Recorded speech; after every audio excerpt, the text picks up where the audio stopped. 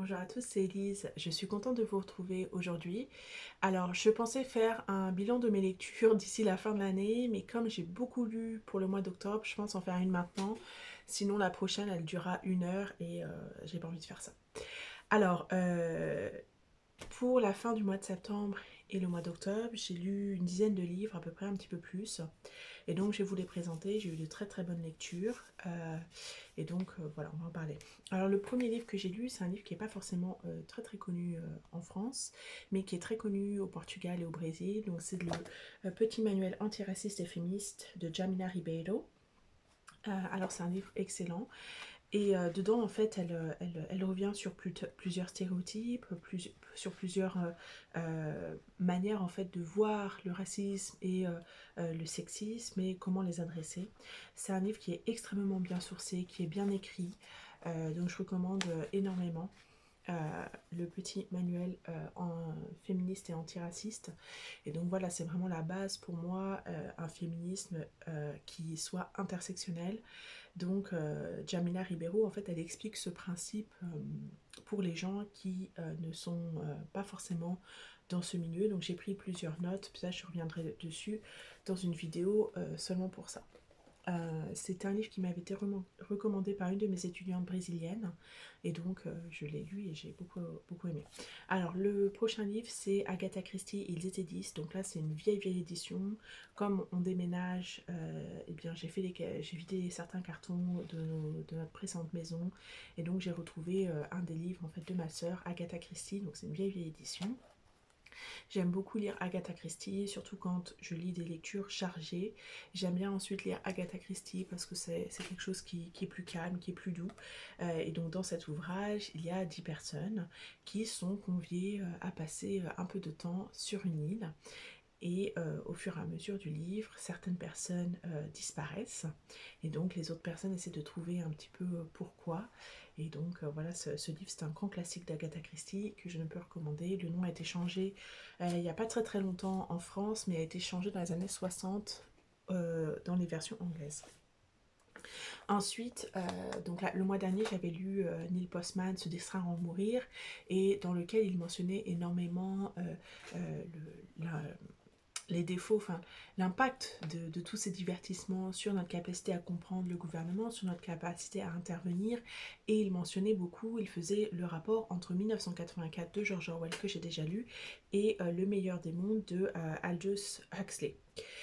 Donc j'ai lu ce livre qui est absolument génial et je pense qu'on est vraiment aujourd'hui pas forcément dans 1984, mais plutôt dans le meilleur des mondes, où les gouvernements n'ont pas forcément à faire d'efforts pour nous contrôler, mais ils nous contrôlent en nous divertissant et en nous gardant, en nous gardant occupés énormément. J'ai pris beaucoup de notes, donc je reviendrai dessus ainsi que sur 1984 une autre fois.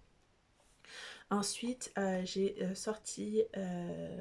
trouvé encore dans la liste dans les livres que nous avions, John Steinbeck, La Perle, qui est un une très courte nouvelle. C'est un peu comme un conte, donc c'est l'histoire d'une famille assez pauvre qui vit au Mexique et le mari part à la pêche et il trouve une énorme perle dans une huître qu'il essaye de vendre, mais les gens de son village l'envie. Les gens de son village, les commerçants de son village essayent de l'arnaquer, donc il décide d'aller dans une plus grande ville pour pouvoir vendre cette perle et pouvoir en fait faire en profiter sa famille. Mais les choses ne se passent pas comme prévu. Je pense que ça montre un petit peu ce qui se passe quand on vient d'une famille un peu pauvre et qu'on a de la fortune et de l'envie qui peut se passer autour. Pas forcément parce que les gens sont foncièrement méchants, mais parce que eux aussi en fait désirent sauver leur famille. Moi ça m'a fait penser à ce qu'un de mes amis m'avait dit lorsqu'on nous parlions un petit peu de voilà, des gagnants du loto, des grands gagnants du loto, où il disait que lui prendrait son argent et ne le dirait à personne. Et je pense qu'il y a quelque chose de vrai là-dedans. Donc c'est un petit conte à lire, c'est assez sympa. Et c'est une introduction à John Steinbeck, à son écriture. C'est plutôt pas mal traduit. Donc plutôt bien. Ensuite, j'ai filmé, j'ai enregistré Son Excellence Eugène Rougon. Donc je poursuis avec ma lecture des Rougon-Macquart. Alors moi je suis grande fan d'Émile Zola, la manière dont il critique les choses, sa perception très juste du monde, son universalité. C'est-à-dire que voilà, ça a été écrit il y a plus de 150 ans, mais aujourd'hui on voit que les manigances des politiciens sont toujours d'actualité, des politiciens sont évincés et ramenés au pouvoir. Et ça, c'est vraiment, c'est ça, c'est aussi, euh, il met en valeur aussi le rôle du réseau dans les succès politiques voilà, des politiciens. Je pense que l'ouvrage de Sophie Coignard, je ne m'en souviens plus du nom, mais c'était sur les réseaux d'influence, quelque chose comme ça qui a été écrit dans les années 90. Euh, voilà, me rappelle beaucoup, enfin quand je lisais ça, je ne pouvais que penser à cet autre ouvrage. Il y a aussi l'ouvrage Crépuscule, il me semble, de Juan Branco, je l'ai ici mais je ne l'ai pas encore lu, qui parle de ce fait, du fait que les gens sont éduqués pour devenir politiciens, qu'il y a tout un réseau. Et là, je repense également à l'ouvrage Le président des ultra-riches de Michel Pinson et de Monique Pinson-Charlot, qui traite aussi de toutes ces choses qui sont mises en place autour de la personnalité politique pour qu'elle réussisse. Donc ça c'est bon, c'est très romancé, mais il y a ça dedans. Il y a aussi voilà peut-être comme d'habitude avec Émile Zola, il écrit très bien les femmes comme des personnes complexes qui ont leur propre volonté, qui ont des compétences qui sont très très utiles, qui sont souvent bien ignorées par les hommes. Ça traite aussi de ça, donc bon, voilà, j'ai beaucoup aimé. Ensuite, j'ai trouvé ce livre au supermarché, je l'ai acheté, c'est de Toshikazu Kawaguchi, Tant que le café est encore chaud. C'est un petit roman sur du réalisme magique. Donc on a un café dans lequel les gens peuvent aller et ils ont la capacité de revenir pendant tant que le café est encore chaud dans le passé pour parler à des gens du passé, et donc voilà, ça parle un peu de deuil, de la gestion de la mort voilà, de nos êtres aimés. Donc je vous le recommande vivement. Peut-être c'est de la littérature de supermarché, mais c'est quelque chose qui est agréable à lire, qui est doux, qui va quand même vous faire réfléchir et, voilà, si vous gérez un deuil, donc moi ça fait à peu près 2 ans que je gère un deuil, ça vous fait vous questionner qu'est-ce que vous feriez si vous aviez cette capacité, comment mieux préparer votre passage aussi. Je pense que ça adresse ces choses-là. Alors, après ça, on avait eu toute la période Tana Land en France qui m'a beaucoup beaucoup amusée. J'ai commandé quelques livres autour de ce thème, du fait de sociétés créées sans hommes. Il y a eu plusieurs séries qui en parlent.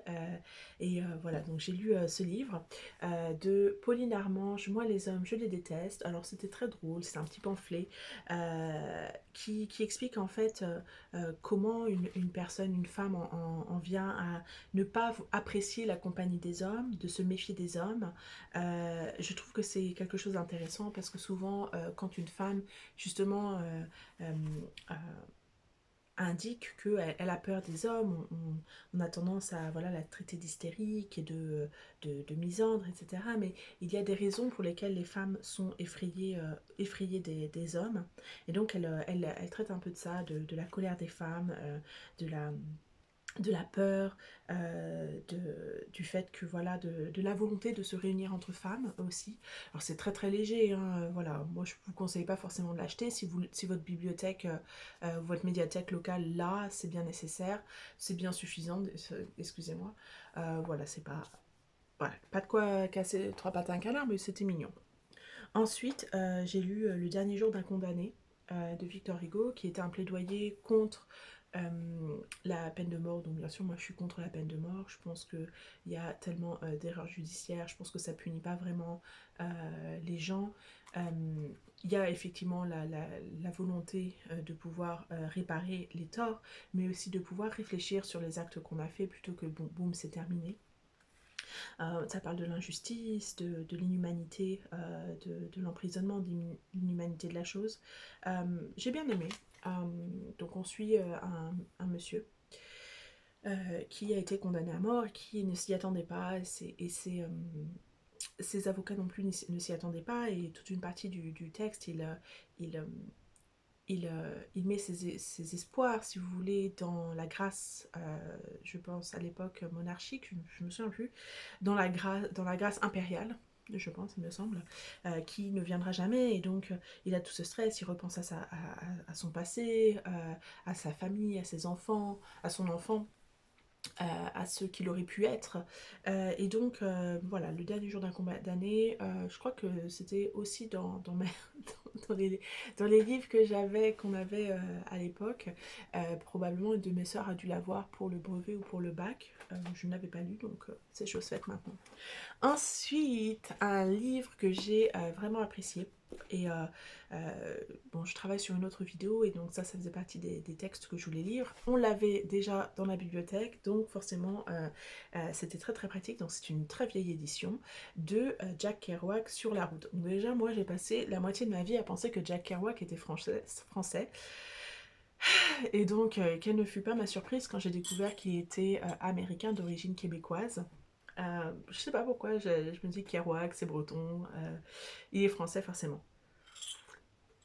Alors sur la route, si je devais le décrire en trois mots, je dirais que c'est le syndrome de Peter Pan, euh, Manic Pixie Dream Boy et la route, l'aventure. Alors on suit Sal Paradise, qui est un jeune écrivain sans le sou, donc il vient d'une famille assez pauvre. Il vit chez sa tante et il fait partie d'un groupe d'amis. Et pour cet été, pour l'été, il décide de partir à l'aventure, de partir à Denver. Donc lui, il habite à New York et de partir à Denver et de faire de l'autostop, de se déplacer de cette manière avec très très peu d'argent. Et donc, parmi son groupe d'amis, il y a le personnage de Dean. Dean qui est quelqu'un de très solaire, de vivant, qui est toujours prêt à aller à l'aventure, d'artiste, qui a cette compréhension du monde peut-être en marge de la société, mais qui insuffle l'inspiration et, voilà l'énergie dans ses amis. Et donc, le personnage de Sal Paradise est complètement obsédé ou il a besoin de cette énergie. Donc il veut toujours rester à côté de cette personne, de cette énergie, à ses dépens. C'est-à-dire que Dean, c'est quelqu'un qui est très fantasque, qui voit les choses, enfin, c'est un peu la personne un peu folle, un peu euh, voilà, en marge de la société, qui a toutes ses lubies, toutes ses idées, voilà, il veut toujours partir à l'aventure, et quand il voit que quelqu'un va partir sur la route, Dean veut toujours participer, il est prêt à abandonner sa famille, abandonner sa vie, peu importe à quel stade où il est, pour pouvoir partir à l'aventure. Et de l'autre côté, on a le personnage de Sal Paradise, donc qui est un avatar, si vous voulez, pour Jack Kerouac, qui est vraiment sous le charme de ce personnage de Dean, et qui, bien que lui, il a des progrès dans sa vie, donc il sort un livre, il obtient de l'argent de sa tante, du gouvernement en fait pour son service militaire, donc il obtient beaucoup de choses, il a beaucoup de manières en fait d'acquérir de la stabilité à New York, mais dès que Dean en fait entre dans sa vie, et bien de la même manière il l'abandonne où il est pour suivre Dean. Et au fur et à mesure du roman, euh, on voit que ce groupe d'amis, en fait, au fur et à mesure, les gens deviennent plus matures, ils commencent leur vie, et donc ils ne veulent plus rejoindre en fait Dean et Sal dans leurs aventures. Et donc c'est tout un processus pour que Sal en fait découvre qui est Dean. Et donc bon, c'est hyper intéressant. C'est une mauvaise traduction, celle que j'ai. Donc ça a été traduit par Marie, euh, non, par Jack Hubbard. Euh, et je dirais que c'est une mauvaise traduction. Je vous conseillerais plutôt de chercher une traduction plus moderne. Il y a eu beaucoup de problèmes, donc traduire voilà my girl par ma fille plusieurs fois dans le texte. Enfin, il y a eu des expressions qui ont été mal traduites aussi. Donc je vous recommanderais pas forcément cette édition. Maintenant, si vous la trouvez gratuitement ou dans votre bibliothèque, lisez-le, hein. N'allez pas acheter une nouvelle traduction juste pour ça. Mais quand on lit ce livre, euh, Bien sûr, l'histoire est géniale puisque c'est vraiment la découverte la propre découverte d'un homme sur qui il est, sur qui sont ses amis, qui est son entourage. Donc ça, c'est forcément très intéressant. Mais la plume de l'auteur est aussi fascinante, où on alterne les moments d'ennui, de stagnation, où c'est vraiment long et étiré quand Sal Paradise est seul, quand Dean n'est pas avec lui. Et puis en fait, quand Dean arrive, il y a toute l'énergie qu'il apporte et donc il y a cette énergie dans le texte, dans la manière dont c'est écrit. Ça me fait beaucoup penser, vous savez, il y a plusieurs scènes qui me font penser à la scène dans le film Jeu d'enfant où le personnage de Guillaume Canet retrouve le personnage de Marion Cotillard et il dit voilà, c'était comme... voilà, il y a tout un tout un monologue où il y a beaucoup d'énergie dedans, et bien on retrouve un peu cet élément dans Sur la route. J'ai vraiment adoré. Je pense que c'est un classique de la littérature américaine, les modern classics comme ils disent, modern classics. J'ai vraiment aimé. Je voudrais le relire dans une autre traduction, peut-être en anglais même, si je le trouve pour pas très cher. Donc voilà. Ensuite, continuons. Donc j'ai le discours de la servitude volontaire de Étienne de la Boétie que j'ai enregistré pour cette chaîne. Alors j'ai beaucoup aimé voilà, je suis pas forcément d'accord avec tout, mais sur le fait que le pouvoir reste au pouvoir parce que nous, le peuple, nous l'acceptons d'une certaine manière où nous ne résistons pas et que voilà, le gouvernement aussi se forme afin de développer cette personnalité chez dans son peuple. Alors continuons, petite gorgée de café parce que ça va devenir froid. Pardon. Alors, ensuite, j'ai lu un peu à reculons, mais je l'ai lu quand même, Salomé Saké, Sois jeune et tais-toi. Donc pourquoi je l'ai lu à reculons? J'avais vu beaucoup de vidéos de youtubeurs qui ont invité Salomé Saké pour parler de son livre quand il est sorti il y a 1 an et quelques. À la base, j'avais vraiment envie de le lire parce que elle avait une très bonne manière de le vendre qui me paraissait intéressante, où voilà, elle revenait sur voilà, l'enquête qu'elle avait faite, sur les choses qu'elle avait observées, et moi ça me paraissait intéressant à lire. Ensuite, quand j'ai commencé à lire une première fois, j'ai vu que son enquête, c'était seulement une centaine de personnes. Et moi, j'ai pas aimé cet aspect-là, parce que je me dis, faire une enquête avec seulement une centaine de personnes, c'est pas suffisant pour tirer des conclusions ou quoi que ce soit. Donc j'étais un petit peu dubitative, j'avais pas très envie de le lire, mais bon, je me suis installée des mois et des mois après, parce que j'avais acheté ce livre au mois d'avril de cette année. Et nous sommes au mois d'octobre, enfin, je l'ai lu en octobre. Là, on est en novembre. Et donc, bon, j'ai un peu lu à reculons, mais quand même, je voudrais dire que Salomé Saké, elle écrit très bien. J'ai lu ce livre en quelques jours, ça se lit extrêmement bien. C'est très bien sourcé, donc je ne sais pas si l'enquête qu'elle a fait, était vraiment utile avec les jeunes, peut-être pour avoir certains témoignages à la rigueur, mais je pense qu'elle aurait pu faire le livre sans avoir cette enquête, puisqu'elle se repose sur beaucoup d'autres études nationales et internationales autour de la jeunesse. Donc voilà. Donc l'enquête, une centaine de personnes, pour moi, c'est pas assez pour se dire, voilà, j'ai fait une enquête sur la jeunesse. Je trouve que c'est pas assez. En revanche, c'est extrêmement bien sourcé et elle écrit très bien. Alors, l'autre chose qui m'agace dans ce livre, c'est que les notes sont à la fin du livre. Je déteste quand les notes sont à la fin du livre. C'est vraiment pas pratique parce qu'on doit tout le temps s'arrêter, aller lire la note, revenir, continuer la lecture, une note. Et il y a beaucoup de notes. Enfin, le livre, il n'est pas très long au final, c'est à peu près 300 pages. Voilà. Et il y a quand même tout ça de notes. Et donc, à chaque fois, arrêter, relire la note, etc., c'est vraiment pas pratique. Alors, est-ce que c'est l'édition Petite Biblio Payot, le livre de poche essentiellement, qui fait de cette manière? En tout cas, franchement, moi, j'aime pas du tout quand les notes sont en fin de page. Je pense que je reviendrai dessus, je ferai peut-être une vidéo plus longue sur cet ouvrage, ainsi que d'autres ouvrages que j'ai lus un petit peu, où j'étais... voilà, à la fin, je me suis dit pour qui a été écrit ce livre, parce que je ne sais pas s'il a été écrit pour les jeunes, puisqu'elle a fait que de la communication sur des chaînes YouTube de personnes jeunes de gauche. Est-ce que c'était pour les jeunes de gauche, pour qu'ils lisent, pour qu'ils se sentent plus rassurés?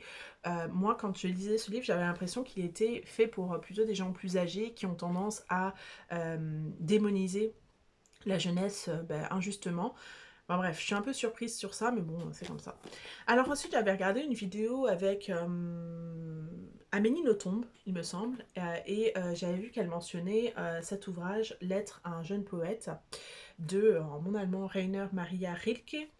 Ah non, non, si c'est pas bon, c'est pas bon, je ne parle pas allemand. C'est mon objectif pour 2025 d'apprendre l'allemand. On verra bien. Alors, elle mentionnait voilà que Rainer Maria Rilke avait reçu la lettre d'un poète avec voilà, un recueil de poésie qu'il avait fait. Il demandait des conseils, une opinion sur ce que cet auteur en fait en pensait. Euh, il faut se souvenir que voilà, il était quand même assez jeune au moment où il a écrit ce livre, une vingtaine d'années lui aussi. Et donc, euh, l'auteur, donc Rainer Maria Rilke, ne fait pas forcément une critique, mais essaie de l'inciter à écrire, lui demander voilà pourquoi tu écris. Si c'est important pour toi d'écrire, peu importe la qualité, il faut que tu écrives. Si tu ne peux pas vivre sans écrire, il y a beaucoup de réflexions sur le temps qui passe, sur la mort, sur l'amour, sur toutes ces choses, voilà, le besoin de connaître l'amour pour mieux écrire. Donc je pense que c'est un très très beau livre. Je pense que c'est un livre à lire une fois, mais aussi à lire lettre par lettre, réfléchir dessus. C'est vraiment quelque chose que j'ai envie de faire puisque chaque lettre est comme une petite leçon philosophique. J'ai vraiment vraiment apprécié sa plume. Je pense que la traduction est vraiment exquise de Claude Porcel.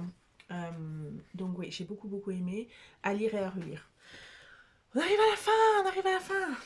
Ensuite, j'ai lu Annie Ernaux, L'autre fille, qui est une lettre qu'elle écrit à sa sœur qui était décédée avant qu'elle naisse, et du secret de ses parents qui ne lui ont pas parlé d'elle.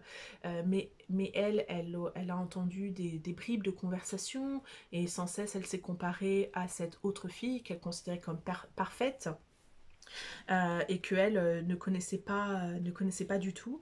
Et elle essaye, voilà, dans cette lettre, elle parle des gens qui lui ont parlé d'elle, qui ont parlé de la vie de ses parents avec elle.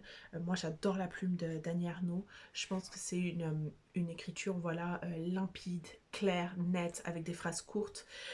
C'est quelque chose aussi dans les livres d'Annie Ernaux que je pense beaucoup de personnes peuvent avoir connu, soit personnellement, soit dans leur famille. Et donc, ouais, j'ai beaucoup aimé. Voilà. Ensuite, dernier livre pour le mois de octobre. C'est Gisèle Halimi, l'icône. Je me suis plongée à mesure que je lisais ce livre, je me suis plongée dans les vidéos de Gisèle Halimi. J'ai lu sa page Wikipédia. Je veux absolument lire beaucoup plus sur la personne qu'elle était. Elle m'a impressionnée, elle m'a émue. Je me retrouve beaucoup en fait dans sa manière de penser, les actes qu'elle a pris. Je pense qu'elle n'est malheureusement pas assez connue en France. Donc, voilà, souvent on parle de Simone de Beauvoir comme d'ouvrage féministe, de base, de référence, mais je pense que cet ouvrage, La cause des femmes, de Gisèle Halimi, est quelque chose de bien meilleur, de beaucoup plus accessible. Elle parlait déjà d'intersectionnalité il y a 50 ans, alors qu'aujourd'hui on voit les prémices, et il y a beaucoup de, de, de en anglais pushback, il y a beaucoup de repoussage, il y a beaucoup de résistance, de résistance dans le féminisme blanc autour voilà, de se battre pour dans la lutte des classes, de se battre pour la décolonisation, de se battre pour les personnes qui sont d'autres couleurs, d'autres classes sociales. Et Gisèle Halimi, elle en parle, et non seulement elle en parle, mais elle a vécu cette vie-là. Donc Gisèle Halimi, qui était une jeune femme venant de Tunisie, d'une famille relativement pauvre, dont le père particulièrement n'encourageait pas forcément ses études à l'école, et elle était très appliquée puisqu'elle voulait être aussi bien que son frère, aussi bien que le garçon qui lui ne réussissait pas à l'école, et donc elle pour faire sa preuve, pour prouver à son père qu'elle valait aussi le coup, a beaucoup travaillé à l'école, est devenue avocate. et a choisi d'être avocate pénaliste, qui est une spécialité très difficile, puisque enfin difficile pour les femmes, puisque masculine, puisque très élitiste.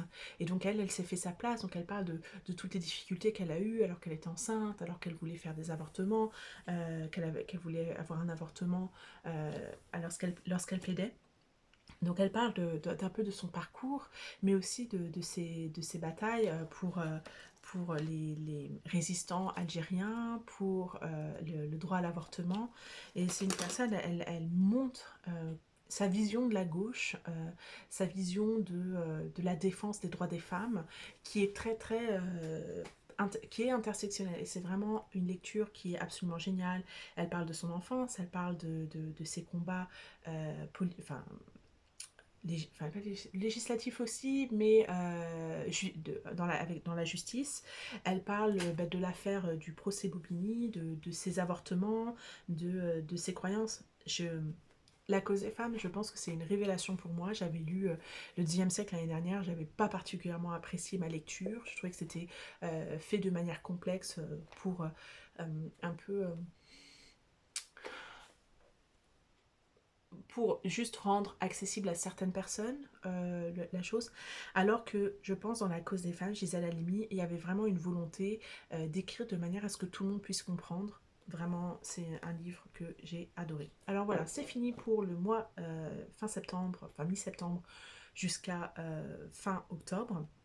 Donc voilà, j'ai filmé une autre vidéo dans 5 minutes. Donc si vous retrouvez un petit peu ce background avec la nuit qui tombe et la lumière artificielle, sachez que c'est pour ça. Je vous retrouve tout de suite. À la prochaine. Bye!